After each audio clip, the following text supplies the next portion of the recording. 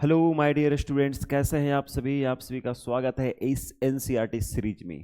अभी हम लोग एनसीईआरटी की सीरीज में कौन सी बात कर रहे हैं? तो चैप्टर 6 की बात कर रहे हैं। किसका? तो हम लोग चैप्टर 6 क्लास 7 की बात कर रहे हैं। तो देखिए, हम लोग क्लास 7 के चैप्टर 6 में हम लोग पहुंच गए हैं और हम लोग के सामने और कितने चैप्टर बचे हुए हैं? तो हम लोग के पास अब हम लोग के मुख्य रूप से 2-3 चैप्टर हम लोग के पास और बचे हुए, तो मैं देख लेता हूँ। ठीक है, चलिए। तो हम लोग के आज के अध्याय का क्या नाम है? जिसका नाम है सर प्राकृतिक वनस्पति एवं वन्य जीवन। क्या है? प्राकृतिक वनस्पति एवं वन्य जीवन, इसका अध्याय का नाम है। ठीक है, तो चलिए शुरुआत करते हैं आज की इस बहुत ही खूबसूरत शानदार से सेशन की। मेरा नाम आर के रुद्र है और आप लोग पढ़ रहे हैं एनसीईआरटी सीरीज में।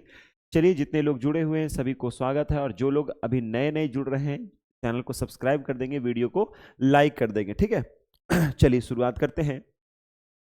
कहता है, देखिए हम लोग कुल मिलाकर जो इसमें चैप्टर है वो कितना है?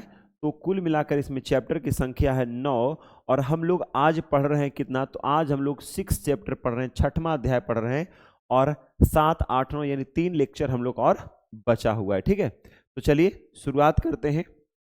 और इस बहुत ही शानदार, बहुत यहाँ से प्रश्न आते हैं और यहाँ पर हम लोग बढ़िया से इसके बारे में पढ़ लेंगे ताकि हम लोगों को कभी कोई एग्जाम में दिक्कत ना हो। चलिए शुरुआत करते हैं। कहता है क्या? प्राकृतिक वनस्पति को 3 मुख्य श्रेणियों में वर्गीकृत किया जाता है। हम प्राकृतिक श्रेणी की अगर बात करते हैं, प्राकृतिक वनस्पति और वन्य जीवन में अगर बात करते हैं, तो प्राकृतिक वनस्पति को 3 श्रेणियों में बांटा जाता है। कोई पूछे कि प्राकृतिक श्रेणियों को कितने श्रेणी में, तो बोलेंगे सर प्राकृतिक वनस्पति को 3 मुख्य श्रेणियों में वर्गीकृत किया जाता है। कौन कौन? तो पहला हो गया हमारा वन, घास स्थल और कांटेदार झाड़ियां। कितना बोलेंगे सर? वन, घास स्थल और कांटेदार झाड़ियां। ठीक है, चलिए तो हम लोग थोड़ा समझते हैं कि आखिर वन होता क्या है, वन से हमें क्या फायदे हैं, वन का मतलब क्या होता है। कहता है क्या?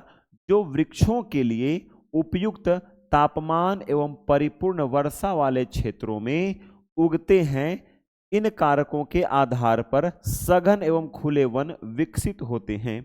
कहता वन क्या होता है?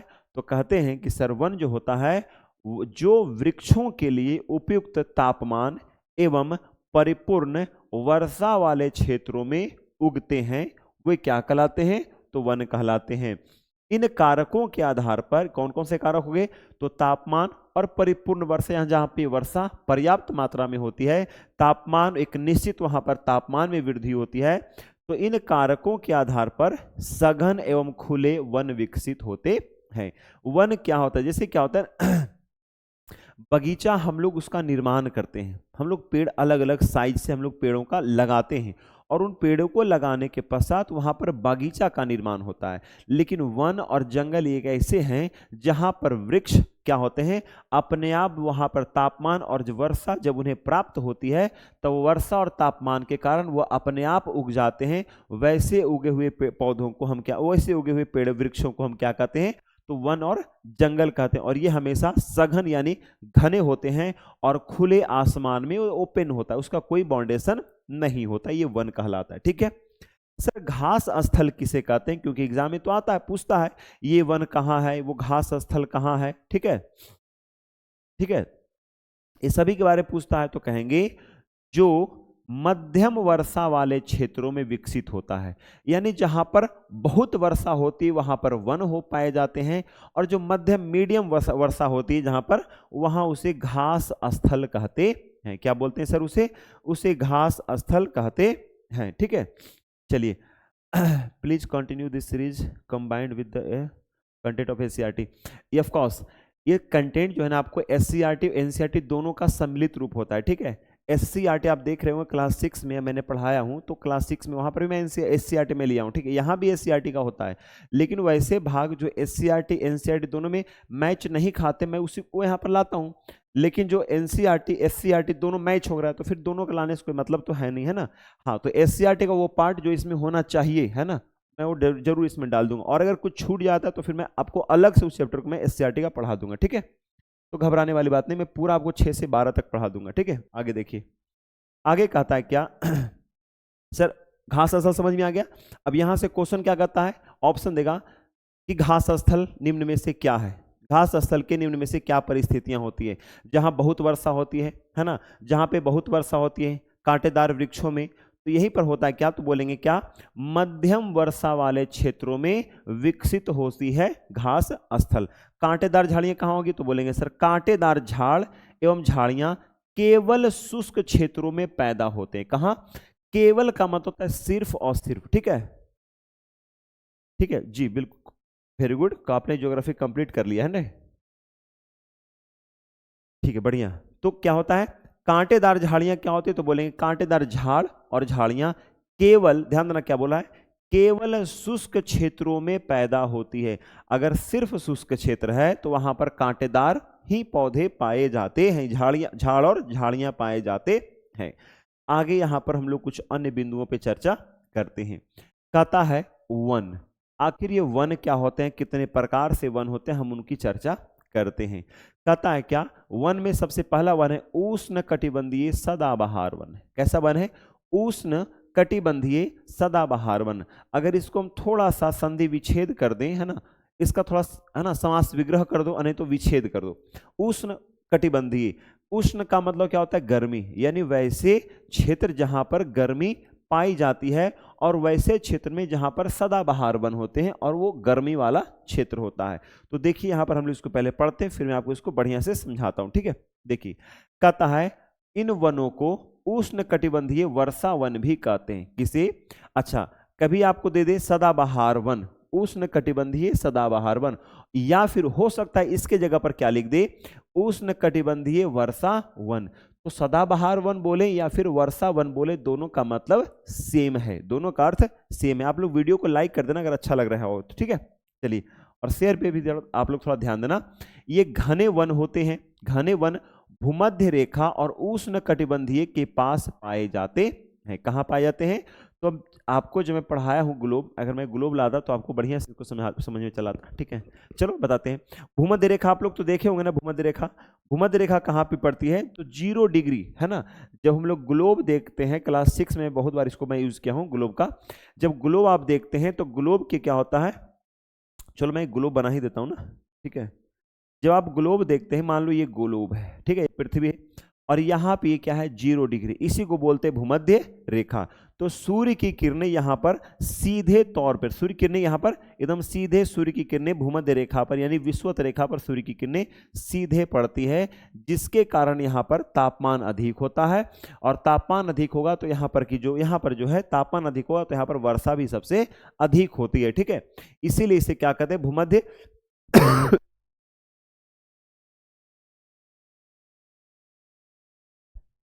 तो उष्ण कटिबंधीय, प्रश्न आएगा कि इसे कहां पाया जाता है, तो बोलेंगे सर ये भूमध्य रेखा या विषुवत रेखा पर पाया जाता है, या इसे कहां बोलेंगे तो उष्ण कटिबंधीय वन के पास ये पाए जाते हैं, ठीक है। आगे देखिए, आगे कहता है यह क्षेत्र जो होता है,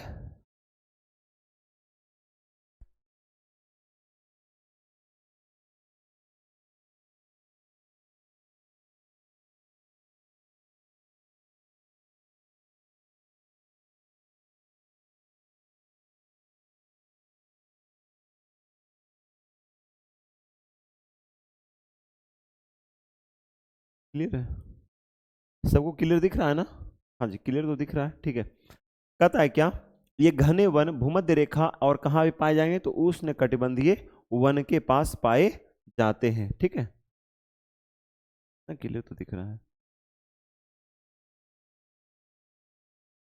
चलिए, कहता है ये जो क्षेत्र होते हैं कैसे, तो बोलेंगे ये क्षेत्र गर्म होते हैं। अभी भी मैंने बोला क्योंकि ये विषुवत रेखा पर होता है, 0 डिग्री पर होता है, तो यहाँ पर साक्षात जो सूर्य की किरणें होती है एकदम सीधे तौर पर पड़ती है, तो यहाँ पर सबसे अधिक गर्म पाया जाता है। ये क्षेत्र कैसे होंगे, गर्म होंगे।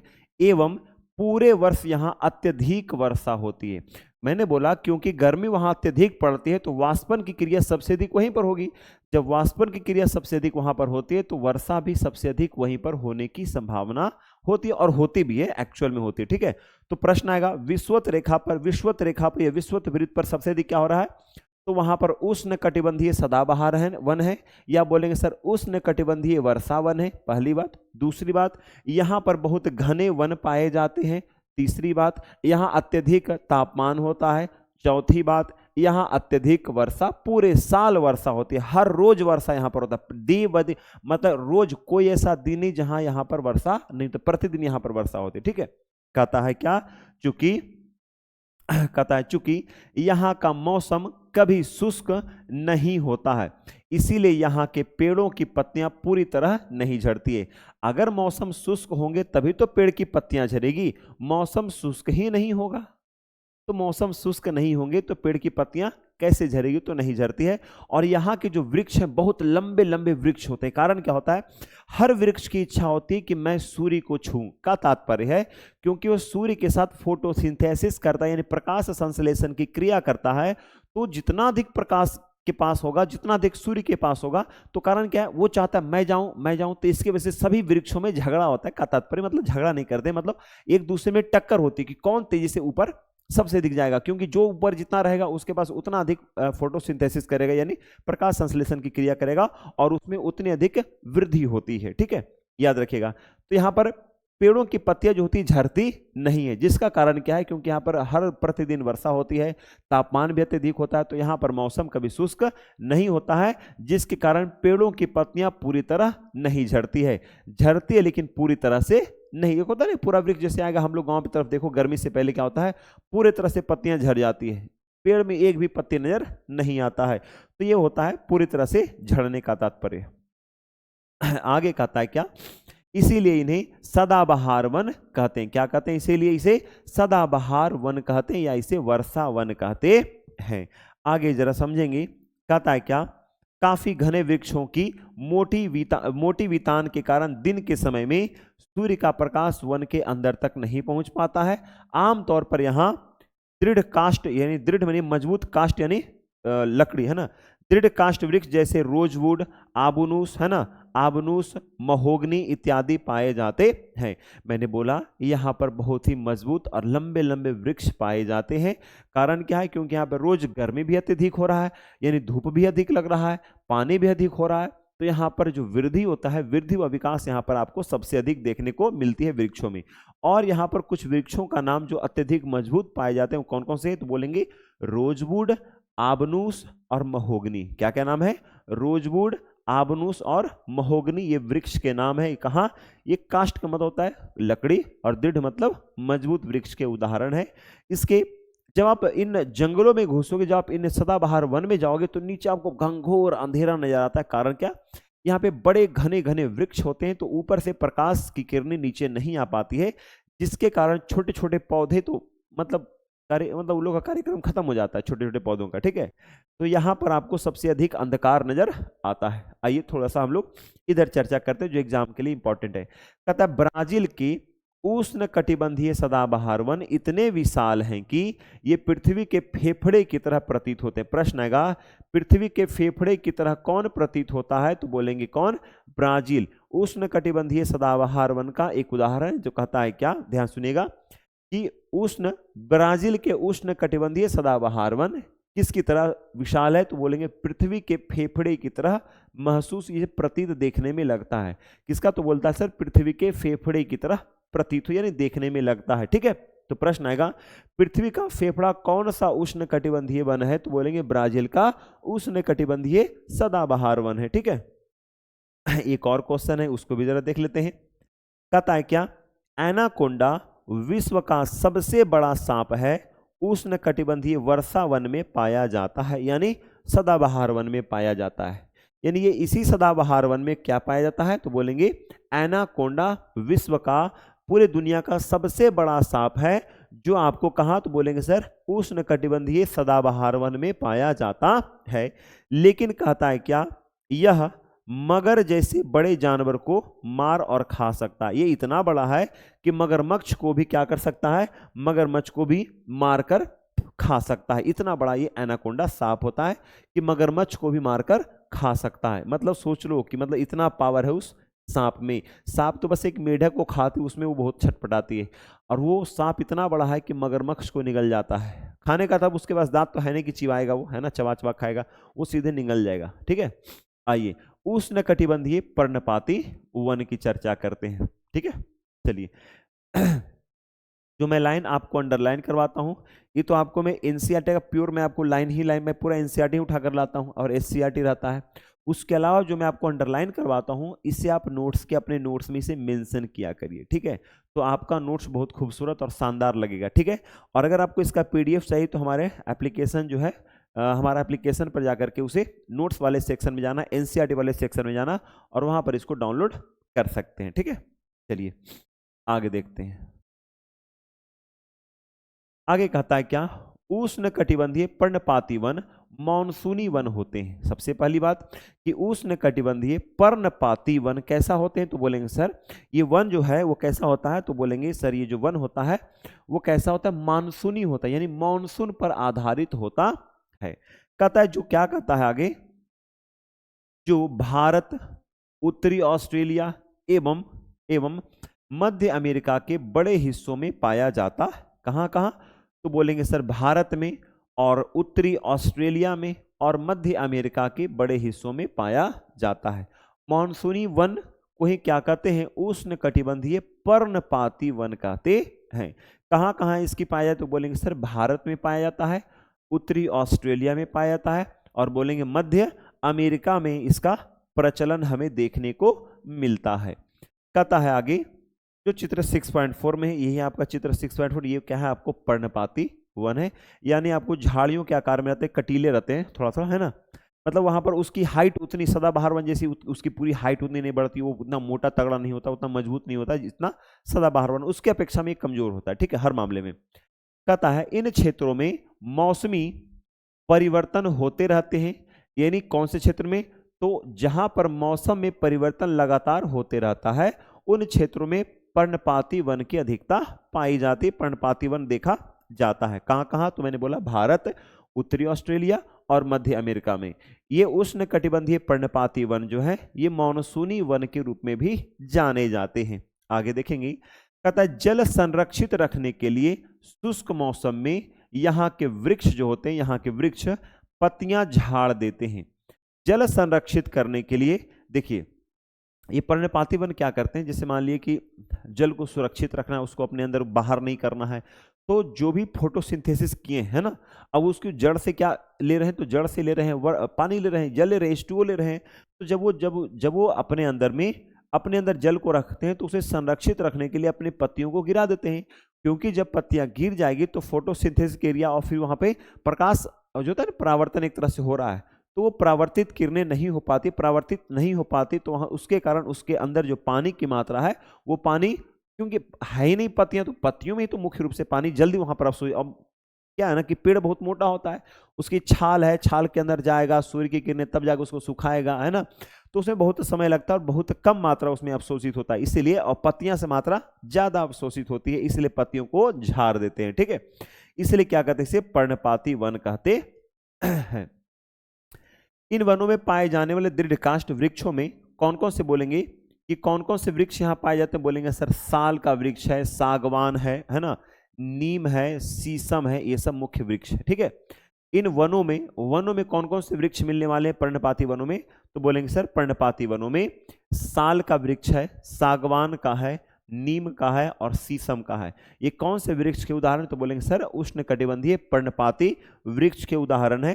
जबकि सर हम सदाबहार वन जब पढ़ रहे हैं तो उसमें कौन से वृक्ष, मैंने बताया रोजवुड, आबनूस और आपके महोगनी, ये सब बहुत एडवांस। ये कहाँ मिलेगा, तो सदाबहार वन में मिलेगा। कौन कौन से वृक्ष है, सभी लोग लिखिएगा, रोजवुड, आबनूस और महोगनी, ये सदाबहार वन के वृक्ष हैं। जबकि पर्णपाती वन के वृक्ष की बात करें तो आपको क्या मिल जाएगा, सागवान, साल, नीम और शीशम के वृक्ष पर्णपाती वन के उदाहरण है। ये सभी के सभी देखिए पत्तियां झड़ती है, सागवान के भी देखो गर्मी के दिनों में वो पत्तियां झाड़ देता है सागवान के वृक्ष, ठीक है, और नीम के भी देखोगे झड़ जाएगा, शीशम का भी झड़ जाता है, ठीक है। और इन सब का कार्य क्या होता है, कहाँ पे काम आते हैं, तो ये जो वृक्ष होते हैं फर्नीचर, यातायात निर्माण सामग्री बनाने में इनका बहुत उपयोग होता है, ठीक है। ओ माय गॉड, ये क्या हो गया, ठीक है, इनका बहुत उपयोग होता है। चलिए आइए आगे, कहता है क्या इन प्रदेशों में आमतौर पर पाए जाने वाले जानवर कौन कौन से जानवर, कहता है इन प्रदेशों में पाए जाने वाले जानवर कौन कौन होते हैं, तो यहाँ पर कौन कौन से जानवर आपको मिलेंगे, तो बोलेंगे सर यहाँ पर आपको बाघ मिल जाएगा, शेर, हाथी, गोल्डन लंगूर, बंदर इत्यादि पाए जाते हैं। तो ये रह गया आपका शेर यानी बाघ हो गया है ना, गोल्डन लंगूर हो गया और आपका हाथी हो गया। लेकिन अगर सदाबहार वन की बात करें तो मैंने बोला था कि पूरी दुनिया का फेफड़ा कह सकते हैं, पृथ्वी का फेफड़ा कहाँ कहते हैं, तो बोलेंगे सर पृथ्वी का फेफड़ा ब्राजील का सदाबहार वन कहलाता है। जबकि कहते हैं एनाकोंडा क्या है, तो बोलेंगे सर एनाकोंडा विश्व का सबसे बड़ा सांप है जो किसी मगरमच्छ को भी निगल सकता है। ठीक है, पर्णपाती वन क्लियर हो गया। आइए अगले में टॉपिक में हम लोग बात करें क्या, इसका नाम है शीतोष्ण सदाबहार वन। क्या नाम है, शीतोष्ण सदाबहार वन। कहता शीतोष्ण सदाबहार वन मध्य अक्षांश के तटीय प्रदेशों में स्थित है। कौन से, मध्य अक्षांश के तटीय प्रदेशों में स्थित है। कहता है कहां पे, तो देखिए ये आपको जो वृक्ष दिख रहे हैं दूर से दिख रहा है,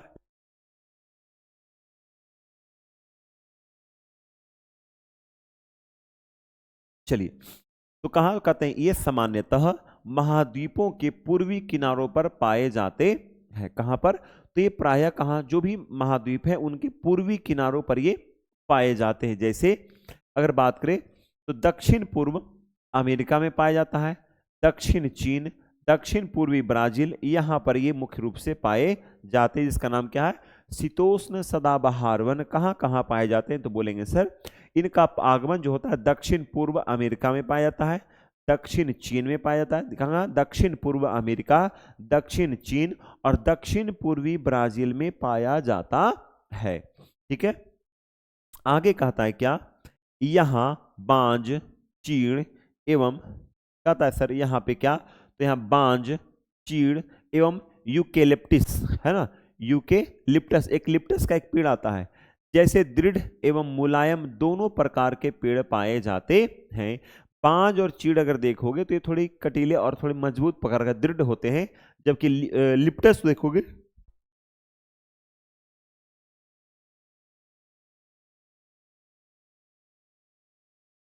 जबकि अगर लिप्टस देखोगे तो लिप्टस का पेड़ अगर जब चढ़ोगे थोड़ी मुलायम, ये भी हालांकि कठोर होते हैं लेकिन इनके अपेक्षा थोड़ी सी, अगर लिप्टस का वृक्ष देखोगे तो थोड़ी मुलायम होते हैं, बहुत चिकना होता है, उस पर ऊपर चढ़ पाना बड़ा मुश्किल काम होता है, लिप्टस पे चढ़ पाना बहुत मुश्किल काम, क्योंकि बहुत चिकना होता है, क्योंकि मेरे घर के सामने लगा हुआ था इसलिए हमने खुद इसको लगाया था। ठीक है, बांज, चीड़ और लिप्टस का पेड़। ठीक है, नीतीश कुमार जी सागवान के वृक्ष दिए थे लगाने के लिए है ना, हमने गांव में बहुत लंबा सा लगाया था, अभी बहुत सारे बहुत बड़े मोटे मोटे मतलब होता है ना हट्टा कट्टा वृक्ष हो गया है, बहुत अच्छा खासा मोटा कट्टा हो गया है। ठीक है, तो अच्छा है, हमारे जीवन शैली के लिए एक अच्छा भाग होता है।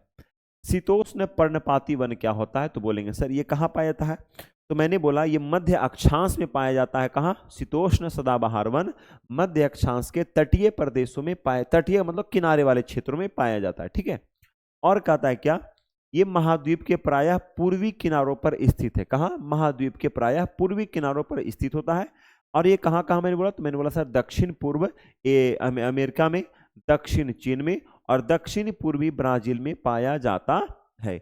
इनके अंतर्गत कौन से वृक्ष, तो बोलेंगे सर बांज, चीड़ और यूकेलिप्टस जैसे वृक्ष यहाँ पर पाए जाते हैं। ठीक है, चलिए ये वृक्ष याद रखिए, कौन से कटिबंध में कौन से वृक्ष पाए जा रहे हैं, ये बहुत इंपॉर्टेंट बात है, इसको याद रखिएगा।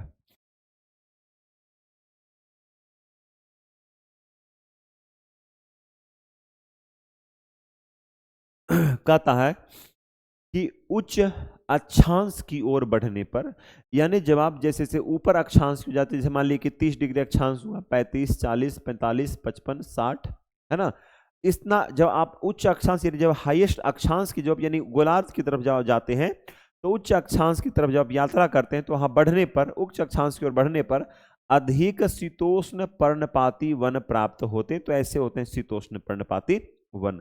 और ये जो वन होते हैं, ये जो वन होते हैं सर, ये उत्तर पूर्वी अमेरिका में पाया जाएगा, चीन में पाया जाएगा, न्यूजीलैंड में, चिली एवं पश्चिमी यूरोप में के तटीय प्रदेशों में पाए जाते हैं। कहाँ कहाँ, तो बोलेंगे सर उत्तरी पूर्वी अमेरिका में पाया जाएगा, चीन में पाया जाता है, और कहाँ, तो न्यूजीलैंड में पाया जाएगा, चिली में पाया जाएगा, और कहाँ, तो बोलेंगे सर पश्चिमी यूरोप के तटीय प्रदेशों में पाया जाता है। ठीक है, प्रश्न हो गया क्लियर कि शीतोष्ण पर्णपाती वन कहाँ पाए जाएंगे, तो बोलेंगे सर उत्तरी पूर्वी अमेरिका में। जबकि अगर बात करें शीतोष्ण सदाबहार वन कहाँ पाया जा रहा था, तो बोलेंगे सर दक्षिणी पूर्वी अमेरिका में शीतोष्ण पर्णपाती, शीतोष्ण सदाबहार है। और कहाँ, दक्षिणी पूर्वी अमेरिका में। वहीं अगर हम बात करें कि शीतोष्ण पर्णपाती वन कहाँ, तो उत्तरी पूर्वी अमेरिका में। कहाँ पर, तो बोलेंगे सर उत्तरी पूर्वी अमेरिका में। चलिए आगे देखिएगा, आगे कहता है क्या, इन पत्तियों, कहते ये अपनी पत्तियां जो होते हैं, पत्तियां शुष्क मौसम में झाड़ देते हैं। यानी जब शुष्क मौसम जब आता है तो पत्तियों के क्या करते हैं, तो ये अपनी पत्तियों को गिरा देते हैं, है ना। यहाँ पाए जाने वाले पेड़ कौन कौन है, तो यहाँ पर कौन कौन से वृक्ष पाए जाते हैं, तो बोलेंगे यहाँ पर पाए जाने वाले पेड़ कौन है, तो बोलेंगे बांज, ऐस, बीच आदि यहाँ पर मुख्य रूप से पाए जाने वाले वृक्षों में इनकी गिनती होती है। और क्या बोलते हैं, कहते हैं हिरन, लोमड़ी, भेड़िया यहाँ के आम जानवर हैं। मतलब यहाँ के मुख्य रूप से कौन कौन से जानवर निवास करते हैं, तो बोलेंगे सर हिरन, लोमड़ी, भेड़िया यहाँ मुख्य रूप से निवास करते हैं। और जो एक इंपॉर्टेंट बात यह है, और वो ये है कि फिंजेंट तथा मोनाल जैसे पक्षी भी यहाँ पाए जाते हैं। ठीक है, कौन कौन से याद रखिए, पक्षी का नाम लिख लीजिए बढ़िया से, क्या है, तो बोलेंगे सर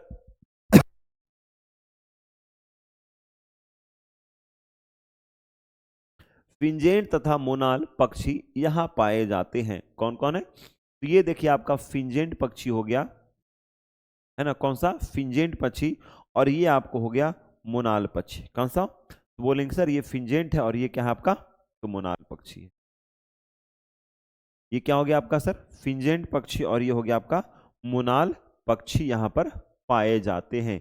तो प्रश्न आएगा कि शीतोष्ण पर्णपाती वन में कौन से पक्षी पाए जाते हैं, तो बोलेंगे कौन सा, तो बोले सर फिंजेंट और मोनाल पक्षी। एग्जाम में ये पूछेगा कि फिंजेंट और मोनाल पक्षी निम्न में से किन वनों में पाया जाता है। यहाँ है शीतोष्ण पर्णपाती वन, ऑप्शन में देगा उष्ण कटिबंधीय सदाबहार वन, है ना, पर्णपाती वन। इस तरह से आपको 4 ऑप्शन देगा। चलिए अगला कहता है भूमध्य सागरीय वन। कैसा वन है, तो कहता है सर भूमध्य सागरीय वन की बात करें कि सर भूमध्य सागरीय वन कैसा होता है।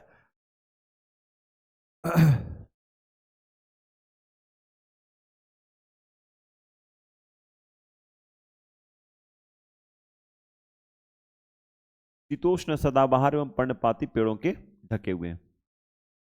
कहता ध्यान सुनिए, कहता महाद्वीपों के पूर्व एवं उत्तर पूर्व किनारों के अधिकांश भाग में, है ना, उत्तर पूर्व किनारों, है ना, कहाँ कर रहा है कि महाद्वीप के पूर्व में एवं उत्तर पूर्व में, कहाँ पे, पूर्व और उत्तर पूर्व में, उत्तर पूर्व के किनारों पर शीतोष्ण सदाबहार वन और पर्णपाती पेड़ों से ढके हुए हैं।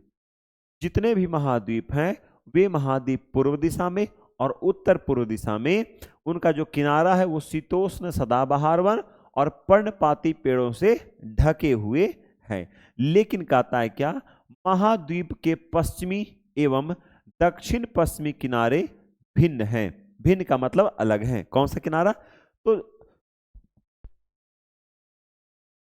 तो महाद्वीप के पश्चिमी किनारा और दक्षिण पश्चिमी किनारा बिल्कुल अलग है। कैसे अलग है सर, क्योंकि यहां पर जो बात है, यहां भूमध्य सागरीय वनस्पतियां पाई जाती है। कहां पर, तो बोलेंगे कोई भी महाद्वीप है तो महाद्वीप के पश्चिम में और महाद्वीप के दक्षिण पश्चिम में आपको कौन से, तो बोलेंगे सर भूमध्य सागरीय वन या वृक्ष पाए जाते हैं।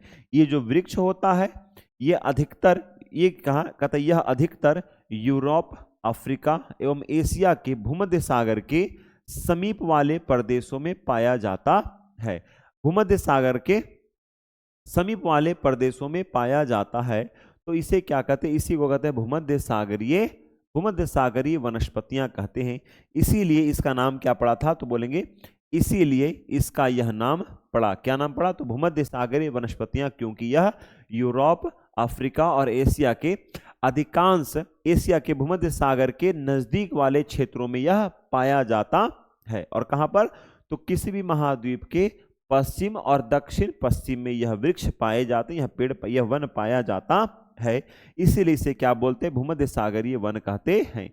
ये वनस्पतियां भूमध्य सागर के बाहरी प्रदेशों जैसे संयुक्त राज्य अमेरिका के कैलिफोर्निया में, कहां पर? ये जो वनस्पतियां हम लोग जहां जो भूमध्य सागर के नजदीक वाले क्षेत्र में, जहां यूरोप है ना, एशिया और अफ्रीकी क्षेत्र में मिलता है, तो कहां पे? कहता है इसके भूमध्य सागर के बाहरी क्षेत्र में भी ये पाया जाएगा। कहां पे?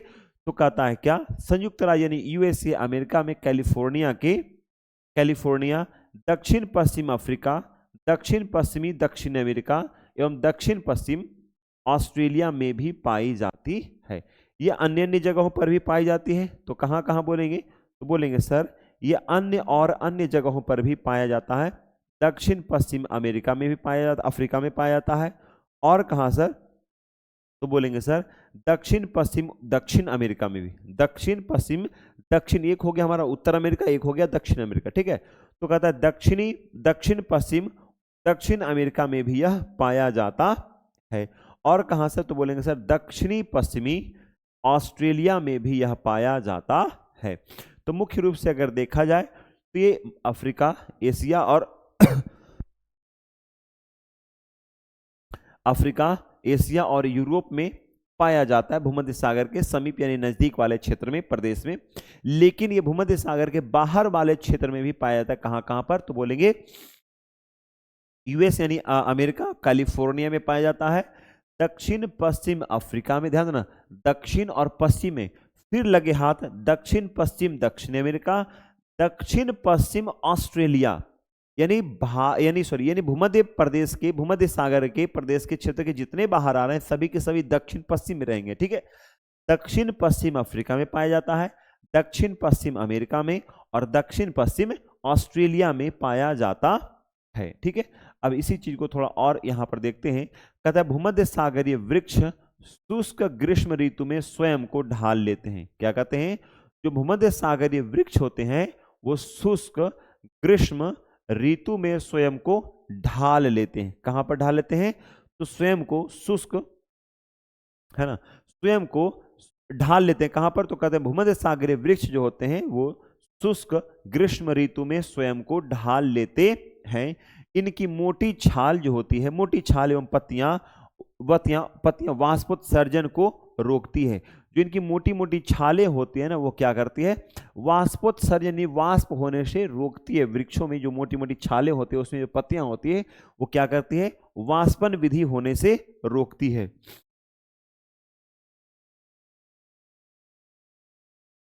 भूमध्य सागरीय प्रदेश को फलों की कृषि के कारण विश्व का फलोद्यान भी कहा जाता है। भूमध्य सागरीय प्रदेश को क्या कहते हैं? तो बोलेंगे सर भूमध्य सागरीय प्रदेश को विश्व का फलोद्यान कहा जाता है। पूछेंगे सर क्यों कहा जाता है? क्योंकि यहाँ पर फलों की कृषि सबसे अधिक होती है, ठीक है। चलिए, फलों की कृषि सबसे अधिक होती है। कहता है क्या? और इन प्रदेशों में गर्म शुष्क ग्रीष्म एवं वर्षा वाली मृदु शीत ऋतुएं होती है। इन क्षेत्रों में आमतौर पर क्या क्या होगा? तो आमतौर पर इन क्षेत्रों में संतरा का फल, अंजीर, जैतून, अंगूर जैसे नींबू वंश, है ना, यानी सिट्रस कहते हैं, फल पैदा होते हैं। क्योंकि लोगों ने अपनी इच्छा अनुसार कृषि करने के लिए यहाँ की प्राकृतिक वनस्पतियों को हटा दिया। यहाँ वन्य जीवन कम है। यहाँ पे क्या है? तो वन्य जीवन बहुत ही कम है। ये क्या हो रहा है?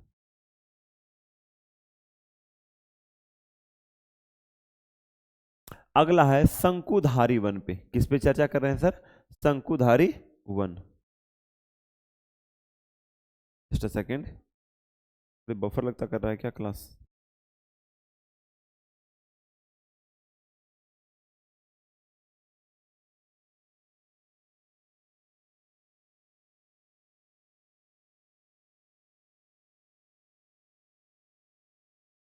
चलिए, अगर कोई दिक्कत हो रही क्लास में थोड़ा सा आप लोग मुझे जरा कमेंट में बता दो। अभी तो ठीक ही चल रहा है। अच्छा ठीक है, फिर दिक्कत होगा तो देख लेंगे, ठीक है। शंकुधारी वन कैसे कहते हैं? तो बोलेंगे सर शंकुधारी वन जो बात होती है, कहता है उत्तरी गोलार्ध के उच्च अक्षांश 50 से 70 डिग्री में भव्य शंकुधार वन पाए जाते हैं। भव्य का मतलब बड़े स्तर पर, ठीक है। बताइएगा। प्रश्न उठ रहा है क्या, शंकुधारी वन क्या होता है और कहां पाया जाता है? तो बोलेंगे सर शंकुधारी वन उत्तरी गोलार्ध के, कहां पे? तो बोलेंगे सर उत्तरी गोलार्ध के उच्च अक्षांश, और कितना तो बोलेंगे सर 50 डिग्री से 70 डिग्री अक्षांश के बीच। ठीक है, कितना? तो बोलेंगे सर 50 डिग्री से 70 डिग्री अक्षांश के बीच उत्तरी गोलार्ध में यह पाया जाता है। अगर देखो इस तरह से, अगर मैं इसको गोलार्ध मान लूं, है ना, एक गोला मान लूं, और ये वाला जो क्षेत्र है, ठीक है, ये हमारा क्या हो गया? तो बोलेंगे सर ये हमारा 0 डिग्री है। कितना डिग्री है? 0। यहाँ पे हमारा हो जाता है ना, तो 35 डिग्री आपको यहाँ पर हो जाएगा कर्क रेखा, और 35.5 डिग्री, और यहाँ पर क्या हो जाएगा आपका मकर रेखा। यहाँ से ऊपर जाओगे तो 50 से 70 डिग्री, कितना? तो बोले सर 50 से 70 डिग्री के बीच में यह पाया जाता, कितना बोलेंगे? 50 से 70 डिग्री के बीच में यह पाया जाता है। आगे देखिए और क्या इसके बारे में जानकारी है? तो कहते हैं सर ये बात करते हैं, इन्हें टैगा भी कहा जाता है। क्या कहते हैं? इन्हें टैगा भी कहते हैं। तो सर टैगा क्या होता है? कहता है सर रूसी भाषा में, रूस यानी रशियन भाषा में टैगा का अर्थ होता है शुद्ध या अनछुआ, यानी जिसे कोई छुआ नहीं हो, बिल्कुल शुद्ध रहे, उसे टैगा कहते हैं। क्या कहते हैं सर? उसे हम टैगा कहते हैं। तो सर टैगा की क्या खासियत है? तो बोलेंगे कि टैगा की जो खासियत है, ये वन अधिक ऊंचाइयों पर पाए जाते हैं। कहां पर? ये अधिक ऊंचाइयों पर भी पाए जाते हैं, उससे निम्नतम भी पाए जाते हैं। इन्हीं वृक्षों को सरीमा ने हिमालय में प्रचुर मात्रा में देखा था। यानी ये जो वृक्ष है कहां पर? तो ये वृक्ष हिमालय में प्रचुर मात्रा में देखा जाता है। कौन सा वन? तो टैगा जो वृक्ष है वो हिमालय में प्रचुर मात्रा में देखा जा सकता है। कहता है ये कैसे होते हैं? तो बोलेंगे सर इसकी जो बात करें, इसकी हाइट डिस्टेंस की अगर बात करें, तो ये कैसे हो? तो बोलेंगे सर ये लंबे होते हैं, है ना, नरम काष्ठ होते हैं, नरम लकड़ी होती है, सदाबहार वृक्ष होते हैं। ये कैसे होंगे? तो सर ये लंबे होंगे, नरम होते हैं, और कैसे? सदाबहार वृक्ष होते हैं। और क्या इसकी सर खासियत होगी? इसकी खासियत है वृक्षों के काष्ठ का उपयोग लुगदी बनाने के लिए किया जाता है। तो वृक्षों के काष्ठ का उपयोग किसके लिए? लुगदी बनाने के लिए किया जाता है। लुगदी बनाने के लिए इसका उपयोग किया जाता है। किसका? इसके काष्ठ का उपयोग कहाँ? तो बोलेंगे सर इसका उपयोग कहाँ होता है? तो बोलेंगे उपयोग लुगदी बनाने में इसका उपयोग किया जाता है। आगे बात करते हैं तो कहता है क्या कि सर जो सामान्य तथा अखबारी कागज, सामान्य कागज तथा अखबारी कागज बनाने में काम आती है। कौन से कागज में काम आएगी? तो सर जो कागज हम लोग पढ़ते हैं, लिखते हैं जिस कागज पे, वो कागज, और दूसरा जो सामान्य कागज जो मार्केट में आती है, और अखबार के लिए कागज।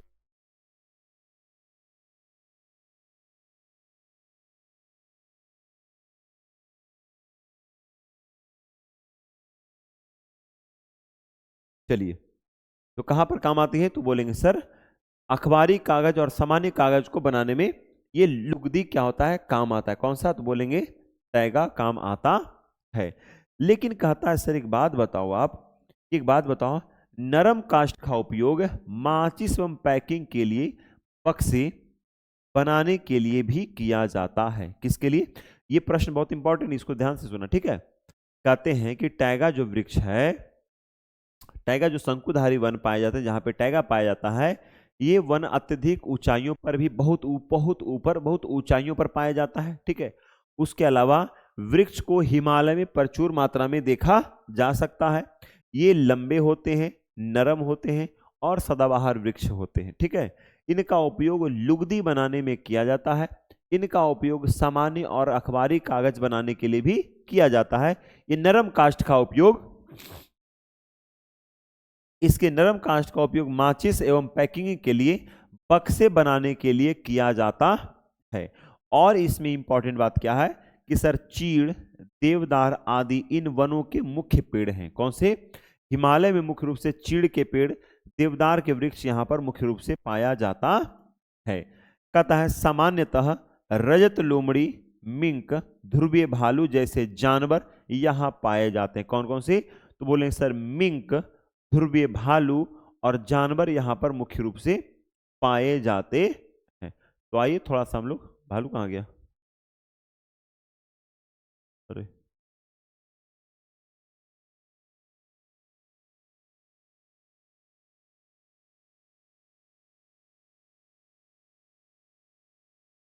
चलिए, तो क्या हो गया, मिंक, ध्रुवीय भालू और यहाँ पर लोमड़ी, यहाँ के मुख्य रजत लोमड़ी, कौन सा लोमड़ी, रजत लोमड़ी है। तीसरा हम लोग आ रहे हैं अगले पे, क्या है, तो सर घास स्थल। सर ये घास स्थल क्या होता है, तो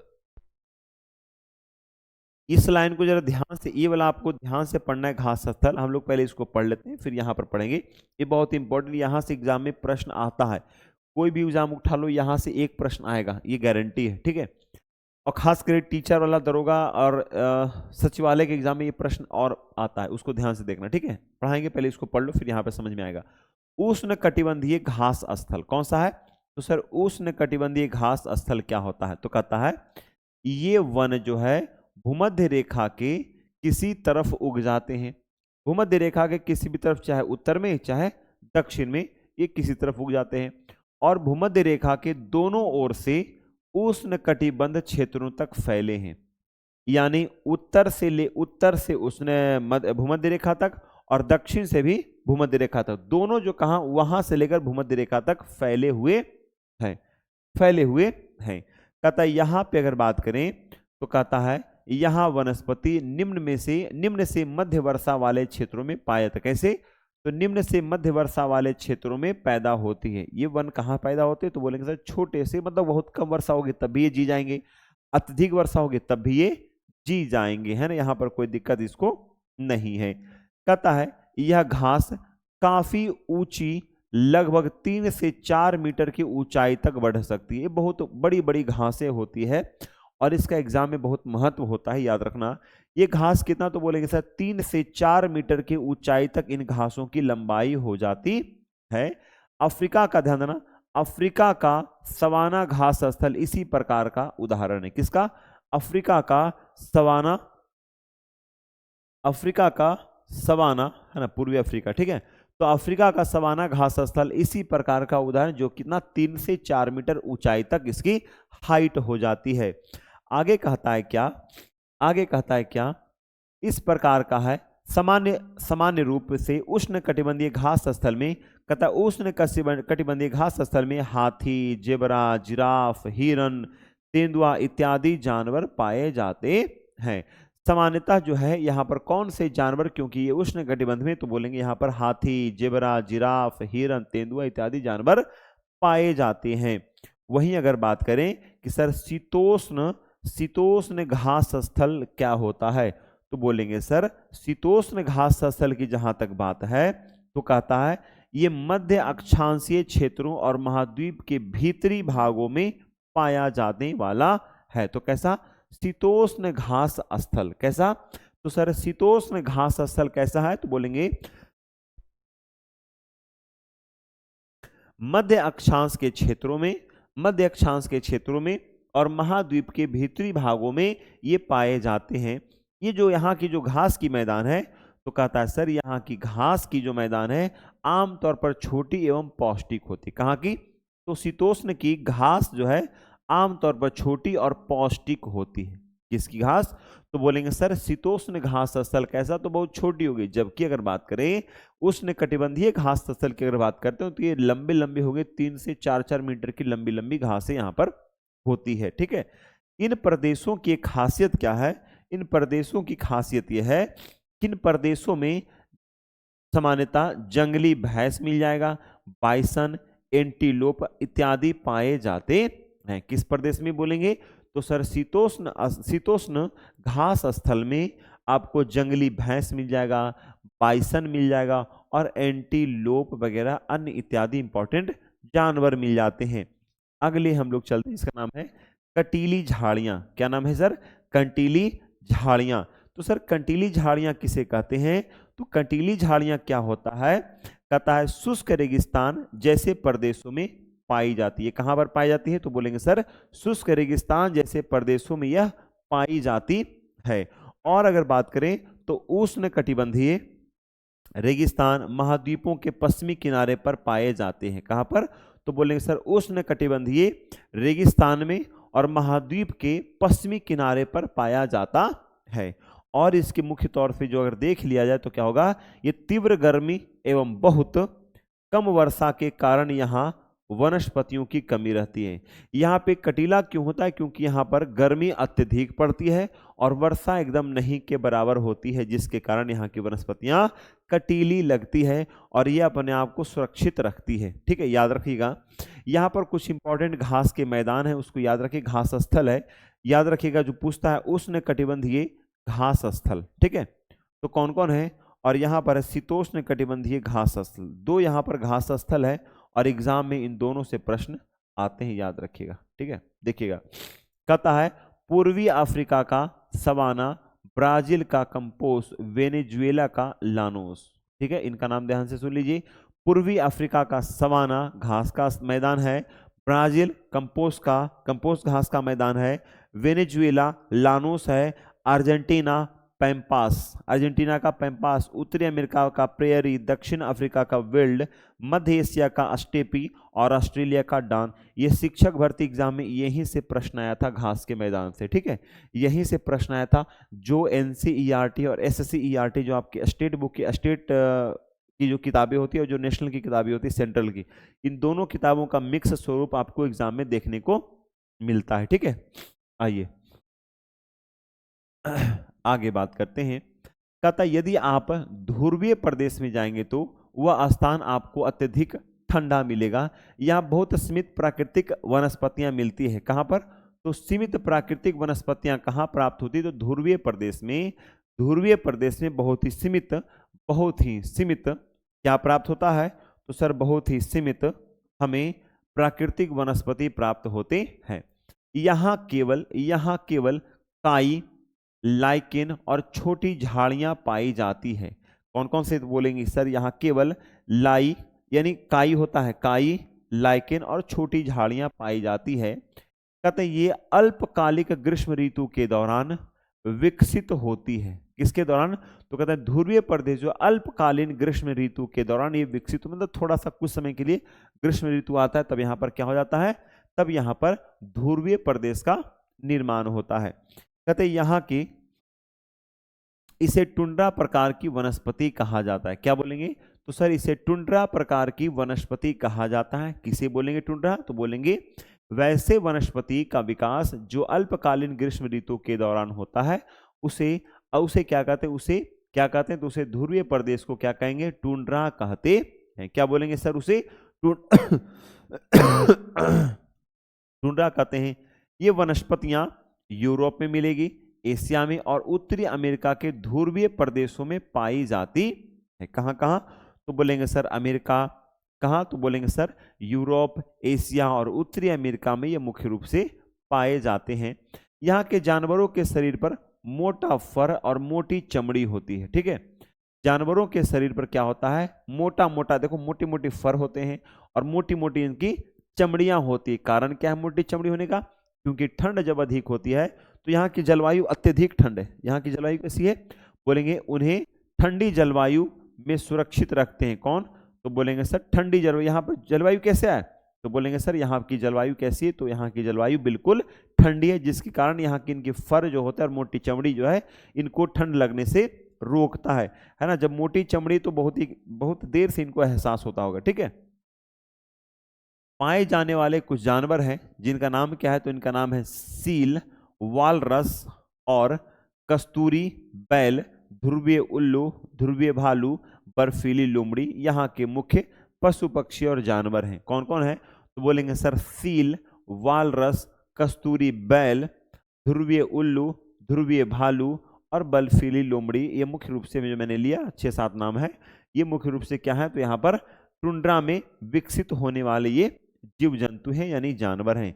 ये हमारा हो गया ध्रुवीय भालू और ये हो गया वालरस और ये हो गया सील, जो अगर आप लोगों ने कभी देखा होगा, कभी महसूस किया होगा तो आप इसे देख सकते हैं, और नहीं देखेंगे तो मैं भी नहीं देखा हूँ, कभी जाओगे तब तो पता चलेगा ना। ये आपके सामने प्रश्न है। काई एवं लाइकेन पाए जाते हैं।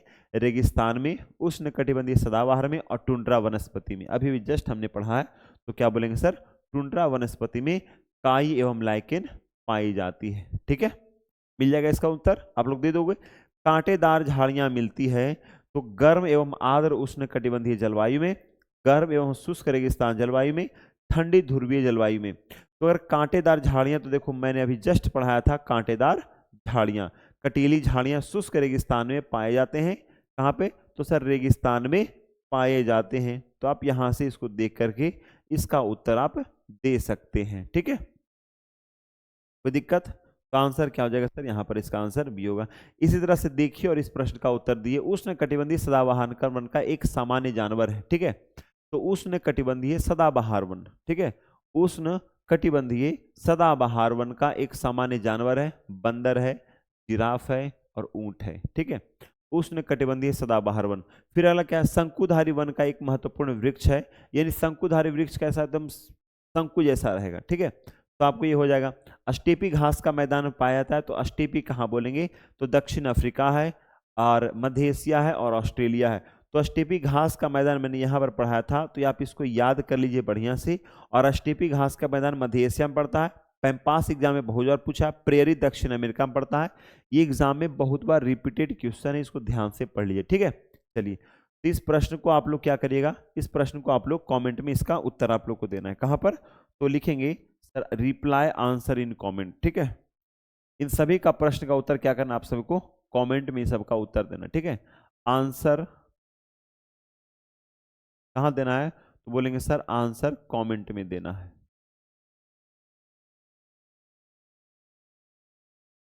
आंसर इन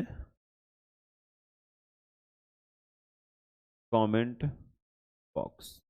ठीक है, आंसर कहां देना है, तो कमेंट बॉक्स में इसका आपको आंसर देना है। ठीक है, तो याद रखिएगा, अब बिल्कुल इसका आंसर देना ही चाहिए आपको।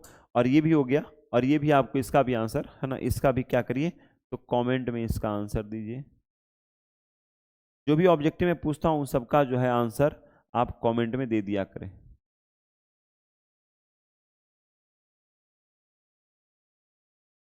ठीक है, चलिए, तो यहाँ तक हम लोग की चैप्टर क्या होता है, आज समाप्ति होती है। और इसके बाद हम लोग का बजाता है 7, 8, 9, 3 चैप्टर और है। इसके बाद फिर हम लोग क्लास 8वां की ओर प्रवेश करेंगे। हम लोग एक और स्टैंडर्ड हम लोग आगे बढ़ रहे हैं। 6 समाप्त हो गया, 7 समाप्त हो जाता है। और जैसे ही 7 समाप्त होता है हम लोग 8वें चैप्टर की ओर चलेंगे। चलिए, सभी को थैंक यू, सभी को धन्यवाद। टेक केयर, स्वस्थ रहिए, खुश रहे, मुस्कुराते रहिए, खुद का ध्यान रखें, अपने माता पिता का ध्यान रखें और आगे बढ़ते हैं। कल हम लोग मिलते हैं अगले क्लास में, जहां पर एनसीईआरटी की क्लास 7 का 7वां चैप्टर कल हम लोग अध्ययन करने वाले हैं। ठीक है, चलिए, आप जो मैं क्वेश्चन पूछा इन सभी का उत्तर आप लोग कमेंट में जरूर दीजिएगा। ठीक है, और जो लोग चैनल पर नए होंगे चैनल को सब्सक्राइब कर दीजिएगा, लाइक कर दीजिएगा और शेयर भी कर दीजिएगा।